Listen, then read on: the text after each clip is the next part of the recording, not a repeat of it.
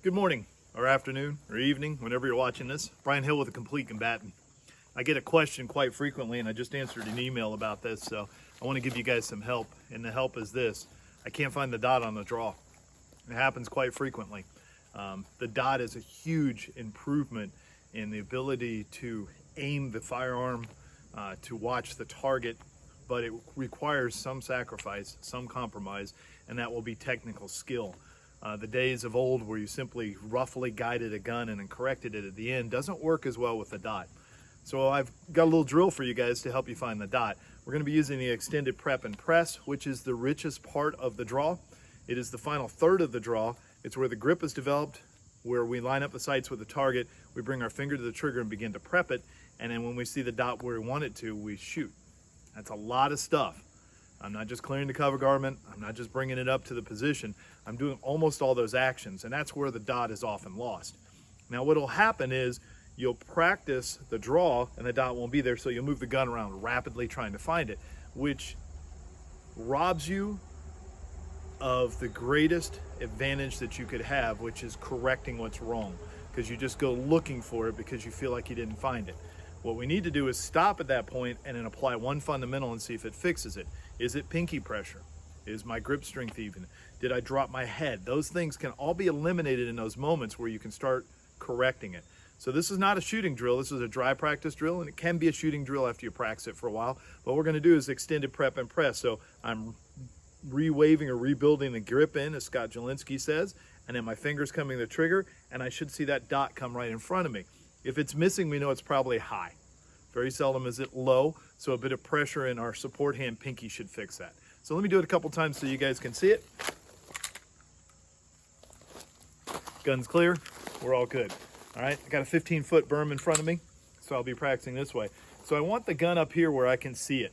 Down here doesn't help me. So wherever my hands would come together for a clap would be the best place. So I've got a little visual guidance here, okay? But as I'm gripping the gun, I'm gonna drive the grips together, I'm gonna rotate those cogs, and then I'm going to prep the trigger, and right there is where I saw the dot, all right? So practicing this part allows me to see the dot. The dot should fall in from the 12 o'clock position, so directly above you and straight down. If it comes in from the right or left, it means you're doing maybe too much or too little with the support hand, or your stance needs some adjustment, your posture needs some adjustment, your bind. So drop the dot in and then see it. Drop the dot in and then see it, okay? And all I'm doing is not pressing the trigger because I want to chain this to seeing, not to cadence. What happens is a lot of people get in the drill and they just do this. Every time they push the gun out, they click the trigger, and they're training themselves just to press the trigger even if they don't see anything. What we've got to do is find the dot. All right now I don't have the dot, so I'm going to try one fundamental. I'm going to take my support hand pinky and I'm going to squeeze, and there's the dot. So now I know every time I do this, I need a little bit more pressure in my support hand with at least my pinky, my ring finger, and my middle finger so that the dot drops right in. I've corrected a fundamental, it cost me nothing. Now I'm in a corrective mode, and every time I do that, it's a simple correction for me. Now what if it wasn't that? Maybe I dropped my head while I was doing extended prep and press. So my head's coming down and now I don't see the dot. Well, there's the dot when I lift my head back up. So keep my head still, and the dot shows up. And the dot shows up.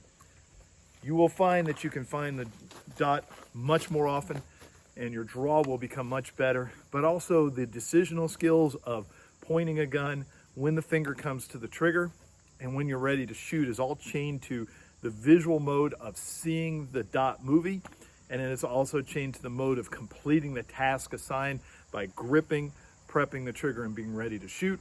If something were to change, you simply stop the process, take your finger off the trigger, and quit pointing the gun at the target. Simple drill, very deep, very rich. It requires a lot of practice.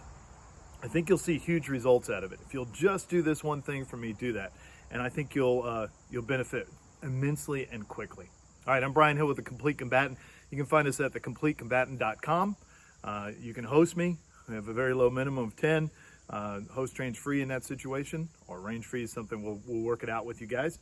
And I want to come and help you guys learn how to do these things and how to correct yourself so that you're not always relying on a third party to do it, because we're all coaches and our first client is ourselves. All right, as always, guys, measure, refine, and perform. I'll see you next time. Thank you.